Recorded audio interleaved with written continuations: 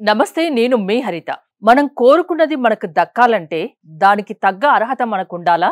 లేకుంటే law of attraction వల్ల ఇది సాధ్యమవుతుందా? తెలుసుకుందాం. స్టూడియోలో ఉన్నారు result oriented law of attraction coach విశ్వం విజయ్. విజయ్ గారు నమస్తే అండి. నమస్కారం అండి హరిత గారు.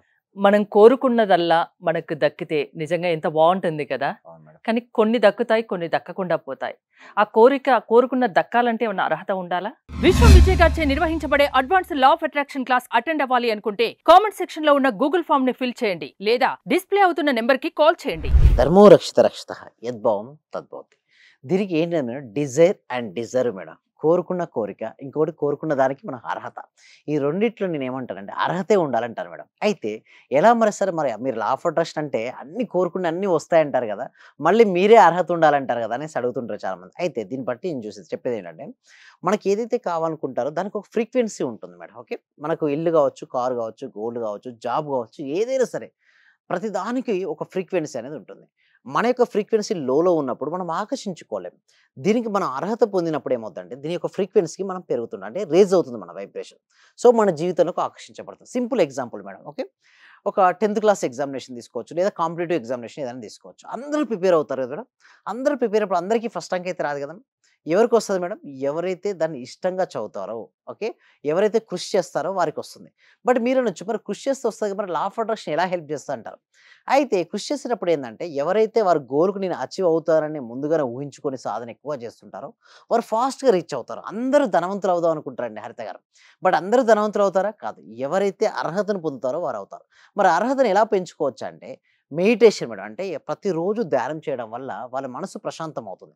వాళ్ళు ఫోకస్ అవుతారు. అంటే బిజినెస్‌పై వాళ్ళు కాన్సంట్రేషన్ పెట్టి చేయడం వల్ల మనీని ఆకర్షించుకుంటారు.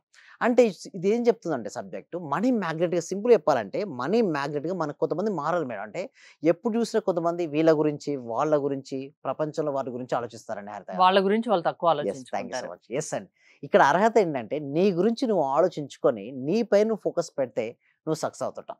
ఎంత ఎక్కువగా నీ పైన నువ్వు సక్సెస్ అవ్వాలనుకుంటేనే నీ గురించి నువ్వు ఆలోచించుకోవడం మొదలుపెట్టు. అంటే మనీకి సంబంధించిన ఆలోచన. ఇప్పుడు మనకు సబ్జెక్ట్‌లో ఎక్కువ మంది వ్యూవర్స్ అందరూ కూడా మనీ గురించి చూస్తుంటారు.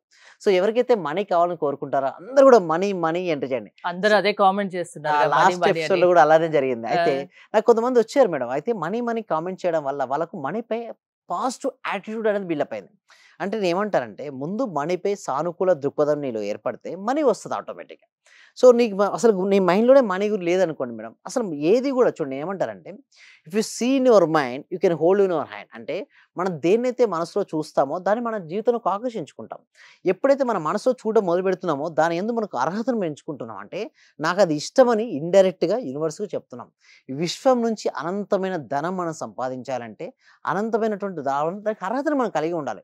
సో, అందరూ ఒకే రంగంలో ఉన్నారు. కాంపిటీటివ్ ఎగ్జామినేషన్ కావచ్చు, లేకపోతే మనీకి సంబంధించిన బిజినెస్‌లో కావచ్చు, అందరూ చేస్తుంటారు బిజినెస్. బట్ అందరికీ రాసొస్తాయి మేడం సక్సెస్ కాదు కదా! ఎవరైతే సక్సెస్ కావాలని గట్టిగా దృఢంగా సంకల్పిస్తారో వాళ్ళు గొప్పగా అర్హతను పొందుతారు. అంటే దీనికోసం మెడిటేషన్ చేయొచ్చు, విజువలైజేషన్ చేయొచ్చు. అంటే గొప్పగా ఊహించుకోవడం కలలు కనడం కావచ్చు. గ్రాటిట్యూడ్ అంటే కృతజ్ఞత తెలియజేయడం. చాలామంది ఏందంటే రూ. 1 వచ్చిందనుకోండి మేడం. ఆ రూ. 1 తక్కువ చేస్తుంటారు. నేనేమంటానంటే మన లా ఆఫ్ అట్రాక్షన్ సబ్జెక్ట్ ప్రకారం మీకు ఎంతైనా రానివ్వండి సాలరీ 10,000 రావనియండి, 50,000 రావండి. First be happy about whatever you have. ఎప్పుడైతే మనం కృతజ్ఞత చూపించడం వల్ల మనం ఏది హ్యాపీ ఫీల్ అవుతాం అంటే ఉన్న దాని పట్ల ఆనందంగా మనం ఫీల్ అవుతాం మేడం. ఎప్పుడైతే మనకి ఏదైతే ఉందో దాని యందు గనుక మనం ఆనందంగా ఫీల్ అవుతే మన లోపల ఫీలింగ్స్ మారిపోతాయి. యద్భావం తద్భవతి. అంటే చాలామంది ఏమంటారంటే మనీ వచ్చినంక మనం ఆనందంగా ఉంటాం అనుకుంటారు. బట్ మన సబ్జెక్ట్ ఏం చెప్తదంటే ముందు be happy about whatever you have. నీ దగ్గర ఏదైనా ఉండనివ్వండి. చిన్న ఇల్లే ఉండని, చిన్న కారే ఉండని, గోల్డే ఉండని ఏదైనా సరే first be happy about whatever you have. ఉన్నతమైన దాని కోసం ప్రయత్నించు. ఈ ప్రయత్నించే క్రమంలోనే నువ్వు ఎన్నో మిరాకిల్స్ సాధిస్తావు.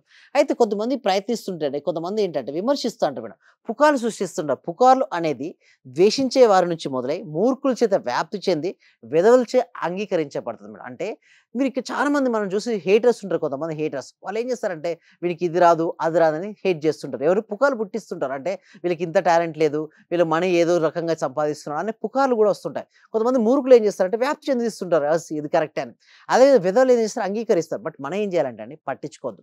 ఎవ్వరు ఏమనండి హరిత గారు, ఎట్టి పరిస్థితుల్లో మనం పట్టించుకోవద్దు. ఎందుకంటే మనకు తెలుసు మనం ఏంటో, మన టాలెంట్ ఏంటో మనం తెలుసు. ఎప్పుడైతే మనం మన టాలెంట్‌ని ఉపయోగించుకొని మన మనీపై ఫోకస్ పెడుతూ మనం చేస్తున్నటువంటి స్కిల్స్‌ని ఇంప్రూవ్‌మెంట్ చేసుకుంటామో మనీ ఫ్లో అవుతది. అయితే కొంతమంది ఏం చేస్తారంటే వాళ్ళ దృష్టంతా సమస్య పైనే ఉంటది మేడం. ఇక్కడ చూడండి, సమస్య ఉంటుంది, పరిష్కారం ఉంటుంది మేడం. ప్రతి ప్రాబ్లమ్‌కు సొల్యూషన్ ఉంటుంది. బట్ ఎవరైతే వారి సమస్య గురించి ఆలోచిస్తారండి హరిత గారు, వాళ్ళకి ఎప్పటికీ సొల్యూషన్ రాదు. నేను దేని నుంచైనా బయటపడగలను అని ఎప్పుడైతే ఎవరైతే నమ్ముతారో వారే బయటపడతారు. ఒక క్యాట్ అనేది ఒక పంజరంలో చిక్కుంది. అంటే క్యాట్ అనేది ఒక బోన్‌లో చిక్కుంది మేడం. ముందు ఏం కనపడుతుందంటే ఒక బోనే కనపడుతుంది. పైన తను ఎగరగలిగితే జంప్ చేయగలుగుతది. అంటే కానీ తను ఏం చూస్తుంది? తను ఇరుక్కపోయాను చూస్తుంది క్యాట్. అంటే దాని నుంచి బయటపడడానికి ఆలోచించట్లేదు. అది అక్కడ మెయిన్ రీజన్. అవకాశం ఉన్న దాని విషయం అసలు యెస్. ఆలోచించట్లేదు. యెస్. Exact madam. అంటే ఇక్కడ కూడా మన జీవితంలో కూడా మేడం మనం ఏం చేస్తామంటే ఏదైనా ఒక ఇష్యూ వస్తే ఆ ఇష్యూని తట్టుకొని, అంటే ఆ ఇష్యూ గురించి ఆలోచిస్తాం గానీ, ఆ ఇష్యూ నుంచి ఎట్లా నేను బయటపడాలి?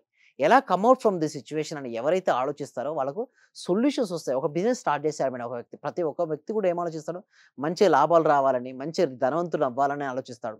ఆ క్రమంలో గనుక ఏదైనా మిస్ అయిందనుకోండి మేడం, అంటే సపోజ్ ఏదైనా లాస్ వచ్చిందనుకోండి, భయపడిపోతాడు, బాధపడతాడు. ఇక్కడ ఏమంటారంటే భయపడాల్సిన అవసరం లేదు, బాధపడాల్సిన అవసరం లేదు. ఎందుకంటే ప్రతి ఫెయిల్యూర్ అనేది కూడా ఒక ఫీడ్‌బ్యాక్ లాంటిదే. ఒక స్టూడెంట్‌కి ఎగ్జామ్ ఫెయిల్యూర్ కావచ్చు, ఒక కాంపిటీటివ్ ఎగ్జామినేషన్ ప్రిపేర్ అయ్యే వారికి ఇతను జాబ్ రాలేకపోవచ్చు. ఇంకొకటి నేను ఏమని నమ్ముతానంటే మేడం, ఒకవేళ ఇది నీ జీవితంలో మిస్ అయిందా, దీనికంటే మంచిది నీ జీవితంలోకి వస్తది. దాన్నే పాజిటివ్ యాటిట్యూడ్ అంటారు. చాలా మందికి నేను చూసినట్టయితే అది మిస్ అయిపోతుంది. సార్ నా జీవితం లేదు. వాళ్ళు ఏమనుకుంటారంటే ఎగ్జామ్ చూడండి, నీట్ ఎగ్జామ్ రాస్తుంటారు, ఐఐటీ ఎగ్జామినేషన్ రాస్తుంటారు. ఆ ఫెయిల్యూర్ ఆ మార్క్స్ తక్కువొచ్చేసరికి నా జీవితం అయిపోయింది అనుకునే వాళ్ళు కూడా కొంతమంది ఆలోచిస్తారు.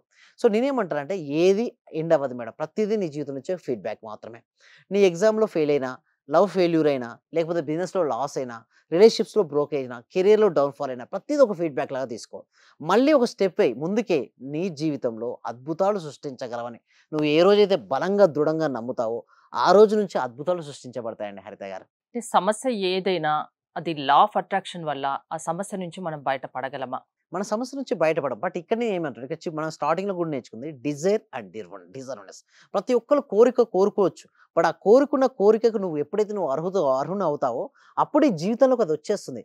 కానీ అర్హత నేనేమంటానంటే ప్రాక్టికల్‌గా పెంచుకోవచ్చు మేడం. అంటే ప్రాక్టీస్ చేయడం ద్వారా పెంచుకోవచ్చు. దీనికోసం మనం ఏం చేస్తామంటే ప్రతి వీక్ కూడా ఒక ఫ్రీ వెబినార్ కండక్ట్ చేయడం జరుగుతుంది మేడం. ఈ వెబినార్‌కి అటెండ్ అవ్వాలంటే డిస్‌ప్లే అవుతున్న నంబర్‌కి కాల్ చేయొచ్చు. లేదా గూగుల్ ఫార్మ్ ఉంది. ఆ గూగుల్ ఫార్మ్ ఫిలప్ చేయొచ్చు.